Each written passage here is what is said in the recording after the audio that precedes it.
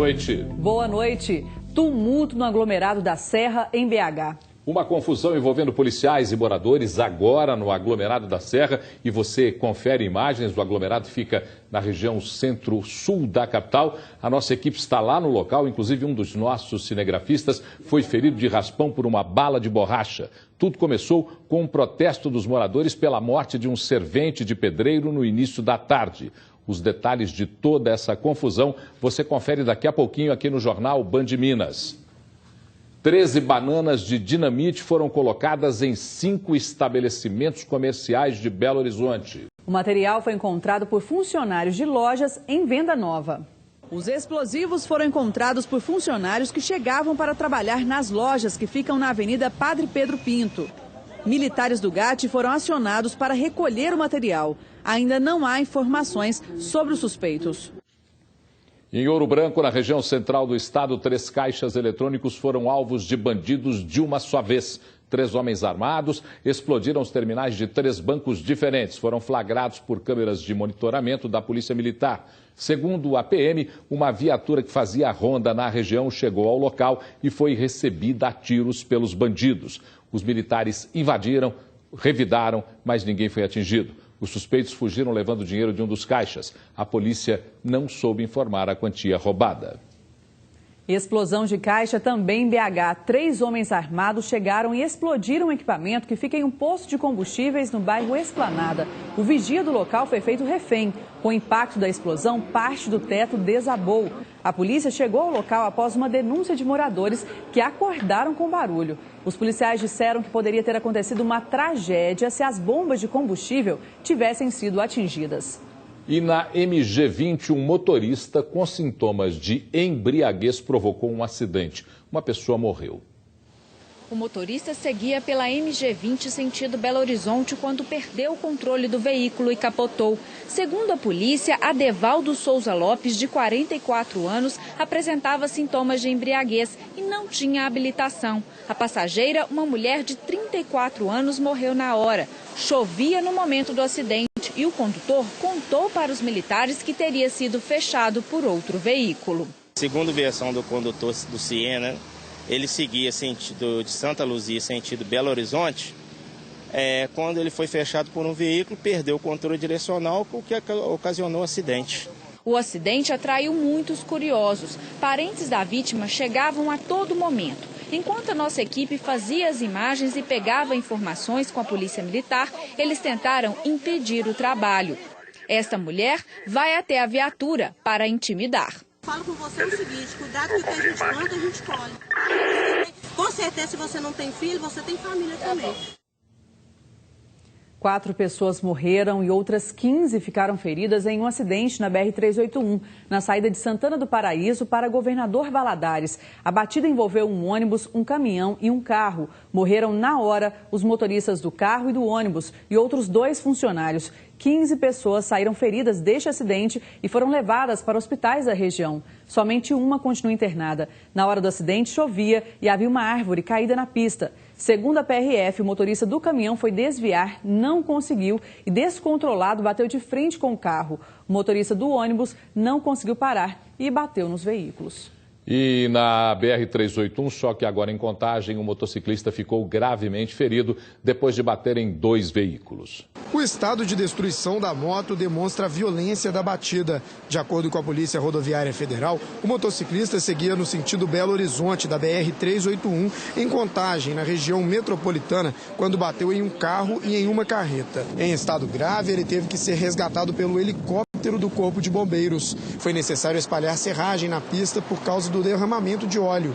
O acidente interditou o trânsito na rodovia por mais de 1 hora. Houve congestionamento nos 2 sentidos. Policiais militares prenderam 2 homens suspeitos de envolvimento com o tráfico de drogas no bairro Serra, região sul de Belo Horizonte. Os homens tentaram fugir, jogando parte da droga no mato. Os cães da PM ajudaram nas buscas. Foram apreendidos cocaína, maconha e dinheiro.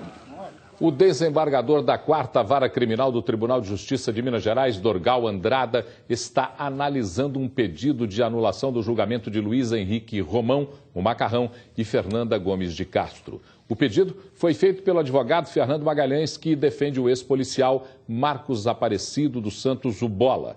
O advogado está alegando que não teve acesso à sala de julgamento do Fórum de Contagem. Macarrão condenado a 15 anos de prisão. Fernanda, a 5 em regime aberto. Um dos principais personagens deste julgamento, o promotor Henri Vasconcelos, 35 anos e 300 júris. Hoje ele concedeu uma entrevista ao repórter André Salles. Acompanhe.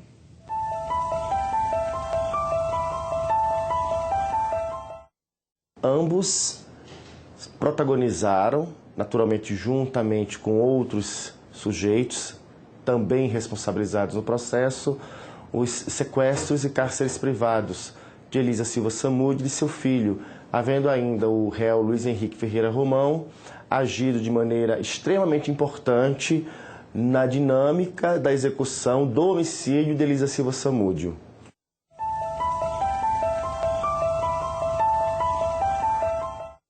Esse tipo de comportamento fere a ética, é reprovável, mas, sobretudo, comportamento que trouxe significativos prejuízos para os próprios constituintes, os próprios réus que são acompanhados por essas defesas. Por quê? Avaliemos que muito dificilmente, muito pouco provavelmente, o réu Luiz Henrique Ferreira Romão haveria confessado em qualquer dose que fosse, caso os acusados Bola e Bruno estivessem presentes em plenário com seus defensores para julgamento.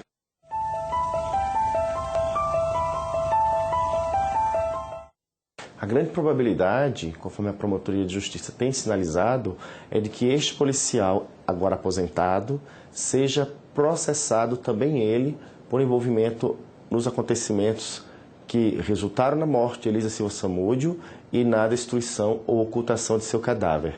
Atentemos que o ex-policial civil José Laureano foi o sujeito que apresentou o Bola ao Macarrão, conforme ele mesmo esclareceu à polícia.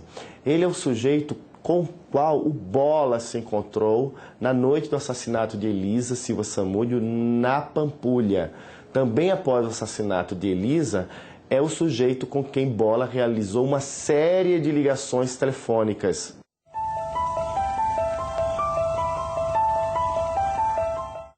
A chance de condenação do réu Bruno já era acentuada com as provas que nós temos nos autos, assim como acentuada já era também a condenação do Macarrão.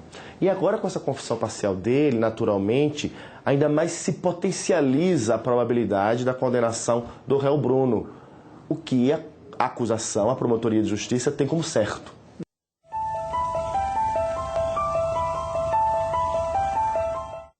Não acredito nesta possibilidade. Eu entendo, antecipo, que a defesa dele partirá para ou tudo ou nada.